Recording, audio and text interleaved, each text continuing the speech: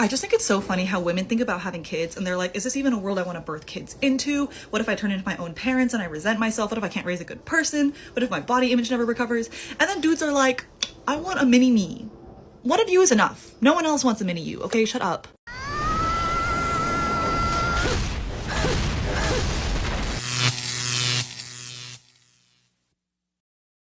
Welcome to The Wall. Today we're reacting to a rather curious opinion. A woman from the colored hair team claims that men have all the privileges, that we benefit the most from having children, and that, because of the patriarchy, many women in their 40s can't move up the corporate ladder. Remember, we're reacting to the ideas, not attacking the person. I want you to smash that like button and join the channel by subscribing. Show some love to the movement. That's the only contribution we ask from you, man. Share your experiences in the comments to guide other men. Without further ado, let's get started. I just think it's so funny how women think about having kids and they're like, is this even a world I want to birth kids into? She goes on to make the comparison that when men talk about wanting kids, they're just kind of like, oh, I just want a little mini me. Like, I just want a little guy running around. And like, honestly, the truth of this, men don't really have to have complex reasons for wanting kids because they don't actually expect to be doing all that much in the raising, and they're really not risking much by having kids. If they don't intend to become the primary caregiver, then having kids is not going to impact their career, it's not going to impact their long-term finances, they're going to be just fine.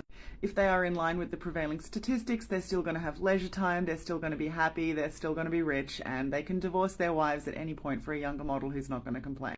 Having kids also confers status on men. They are seen as better people when they're fathers, and they tend to stamp their last name on their child as well, so they get the benefit of a legacy, I guess. Whatever that fucking legacy is going to be. And risk so much and have to consider so much in the decision to have children, which is why it's so frustrating that there's this cultural myth that women are all baby crazy. And studies show men want children more than women do. Stop it. Get some help. For reasons like this, we always say, misery loves company. Let's talk about the last name. We all know how women's hypergamy works. They always aspire to be with the winners. These men with money leave a legacy and can provide for a family because, according to this theory, men only benefit because they pass on their last name and legacy to their children. Now, imagine how they'd react if the father said, "No, my last name won't be used." Let's see how they take that. Then there's the famous myth that men have it easy because they don't risk their career or finances by having children. Please, men risk everything: time, money, energy, and sometimes even their peace of mind. And if the famous divorce happens, say goodbye to the house, the car, and part of your salary, and for years. But, of course, it's easier to repeat the story that men benefit while ignoring what really happens in life. And let's not even talk about the theory that men only want a mini-me, like a pet running around. Sure, because men don't have to worry about anything else in life, right? Child support payments and paying for a kid until he's got more beard than you, that doesn't count, right?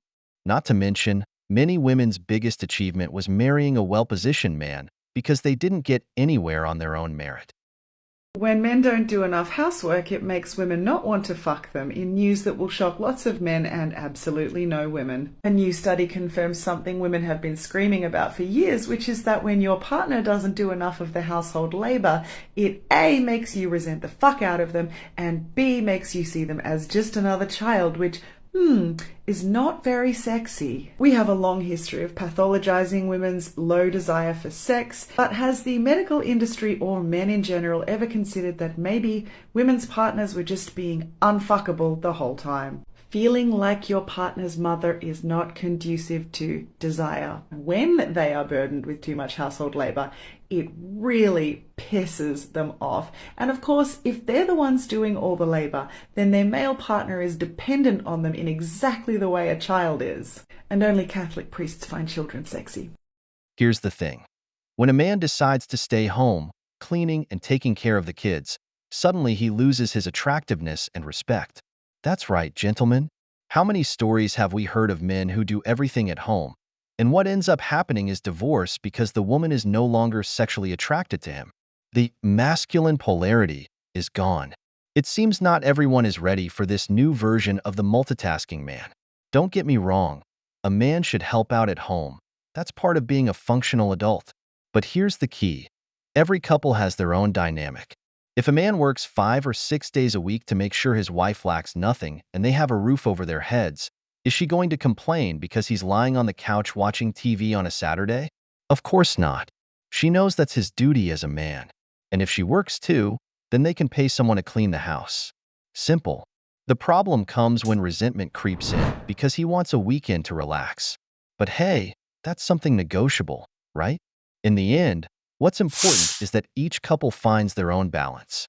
But interestingly, the ones who complain the most about these things are often the ones who don't even live that dynamic. Once believed that male privilege was real. It's easy to be anti-feminist when you're still young and skinny and pretty. Your perception that systemic misogyny and male privilege don't exist is directly related to the fact that men still treat you well because they value your youth and attractiveness and agreeability. But being young and pretty are currencies that depreciate rapidly. Give a 22-year-old 15 more years and the force of the patriarchy will be much more evident to her, and it might hurt more for being unanticipated. When you still have youth and beauty, it's easy to let men tell you that you are better than the bitter harpies who came before you, and then you believe that you are inherently a cut above them.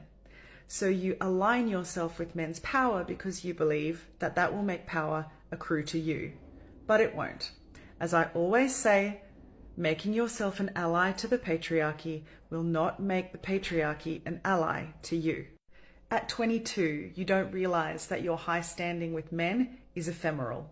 It will not last, no matter how pretty you start out. You think that older women are self-victimizing because you have not yet been victimized by the patriarchy in a way that is obvious to you. But it is already happening and it will get worse. As surely as the sun will come up tomorrow, men will exploit and abandon women when they are no longer pliant, cute, pretty, sexy, and agreeable. Oh my God! Let's not fool ourselves. Some men aren't attracted to less feminine women who use patriarchy as an excuse simply because they chose a career-focused life. It's true that in their youth, women enjoy certain privileges. They're beautiful, slim, and attractive. As women age, they lose some of that value, while men retain privileges for life. This frustration is where this comes from. Sure, men tend to treat younger women better, but not because of some patriarchal conspiracy. It's basic biology. Men value youth and beauty, while women value status, power, and security. As men age, their value can increase due to their achievements, while women's physical attractiveness changes. It's not patriarchy, it's human nature. And don't get me wrong, using what you've got isn't cheating. If a woman decides to leverage her attributes to find a good man, betting on someone's potential and building a financially secure family, isn't she using her privileges wisely? The truth isn't that women worsen over time, but rather that many never learn to use more than their looks to keep a man.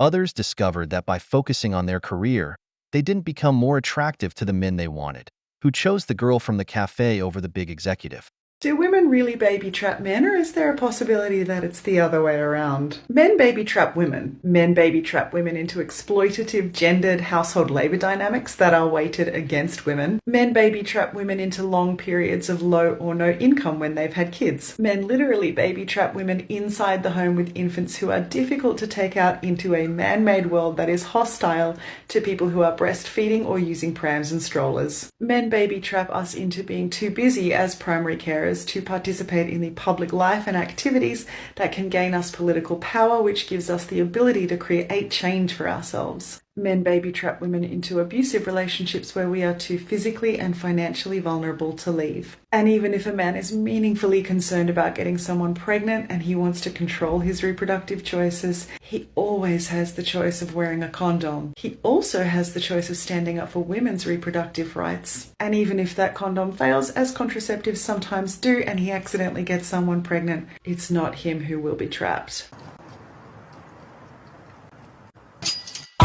All I know is we don't see men looking to have kids with people who have money or high incomes, hoping to get a hefty child support check. If it were all as this woman says, why do you think the NBA advises its players on these situations? Because at certain sports parties, there's talk of people trying to trap someone with these kinds of things.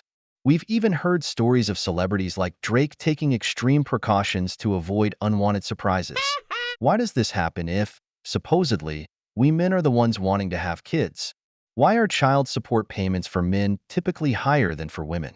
Why, in divorces, do women often seek to keep the children, even when the fathers are perfectly capable of caring for them? It's an interesting question, right? Because, of course, the money that comes with child support is a significant factor. And in countries where fathers have good incomes, child support is often proportional to that. What sense does it make for a child to need to live at the same level as their father if it means payments go up to $10,000 or $15,000 a month? Does a child really spend that much in a month? But of course, they say it's us men who want to have kids, not the gold diggers. Study has found that women over 40 are being age discriminated against at work, and so are women under 40, so that's great for all of us, I guess. The researchers discovered there is no perfect age for being a professional woman because the right age to be as a woman is a man. Middle-aged women are seen as difficult to manage and have too much family responsibility, but if they're a man, that's not a problem. This bit's going to make you scream. Some hiring committees decline to hire middle-aged women because they might have menopause-related issues and be challenging to manage. Yet those jobs were given to similarly aged men. The quote here says, "You're not seen as middle-aged, you're seen as old, whereas your comparable male counterpart is seen as in his prime time." This same study showed that women under 40 are having their credibility and experience dismissed because of their age. This part's gross. Younger women were called pet names, patted on the head, experienced role incredulity, meaning people didn't believe they held the roles they held. They get mistaken for students, interns, trainees, support staff, secretaries and stuff. Such inaccurate assumptions were especially prevalent for non-white women. Researchers concluded that men are promoted based on their potential and their professional ambition is not a bad thing, whereas for women, the goal is to try to keep them in their place, supporting men in the male-controlled environment.